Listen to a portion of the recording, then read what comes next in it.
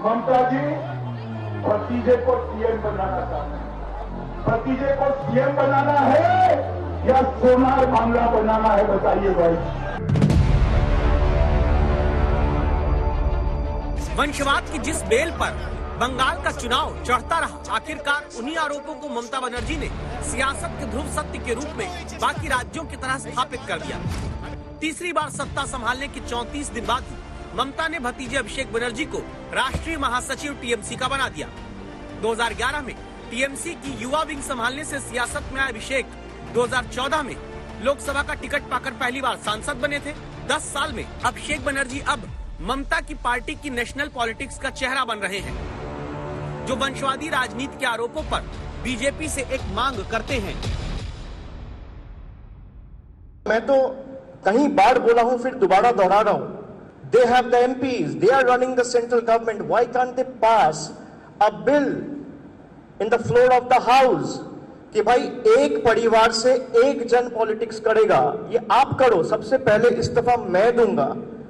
मैं हर जगह पे ये कहता हूं, प्रीच व्हाट यू प्रैक्टिस। आप छोड़ दो, आप डायनेस्टी की बात कर रहे हो, आप तो डायनेस्टी टर्नकोट्स को लेते हो भाई, and you are talking about dynasty. दरअसल अभिषेक बनर्जी वंशवाद पर कानून बनाने की चुनौती इसलिए दे रहे हैं क्योंकि जानते हैं कि भारत की राजनीति में भाई भतीजावाद, बेटा बहुवाद कभी खत्म नहीं होने वाला, खासकर क्षेत्रीय दलों के नक्शे से। क्योंकि भारत के नक्शे पर अगर देखें तो आप पाएंगे जम्मू कश्मीर में मुफ्ती और अब्दुल्ला परिवार है, पंजाब में बादल परिवार, हरियाणा में चौटाला परिवार, उत्तर प्रदेश में समाजवादी पार्टी का परिवार, बिहार में लालू का परिवार, पासवान का परिवार, झारखंड में सोरेन का परिवार, महाराष्ट्र में ठाकरे परिवार, कर्नाटक में गौड़ा फैमिली, तमिलनाडु में करुणानिधि का परिवार। परिवारों की राजनीति इतनी स्वीकार हो चली है कि ममता के भतीजे का राष्ट्रीय राजनीति में गृह प्रवेश सूरज पूरब में ही उगता है का नया संस्करण मान लिया गया। तृणमूल कांग्रेस पार्टी जो है वो ममता जी के ऊपर आधारित है। Centre power point Mamata Banerjee है, तो उसका भतीजा उसका दल का सबसे बड़ा नेता बनेंगे, यही तो अपेक्षित है।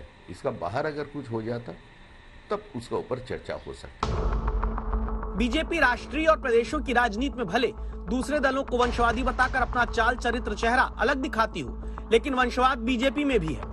इतना कि 2019 में इंडिया स्पेंट की रिसर्च के मुताबिक 1999 के बाद 2019 तक अगर कांग्रेस से 36 सांसद पारिवारिक सियासत से आए तो बीजेपी के भी 31 सांसद वंशवाद के साथ ही एंट्री पाए।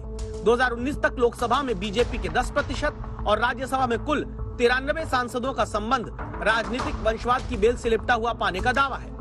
यही कारण है कि वंशवाद भले चुनावों के वक्त खोट दिखाकर वोट मांगने का मुद्दा बनता हो, लेकिन परिवार के सहारे सियासत के द्वार पहुंचना एक ऐसा चलन है जिसके खिलाफ कभी कोई दल खुद कानून नहीं बनाने वाला।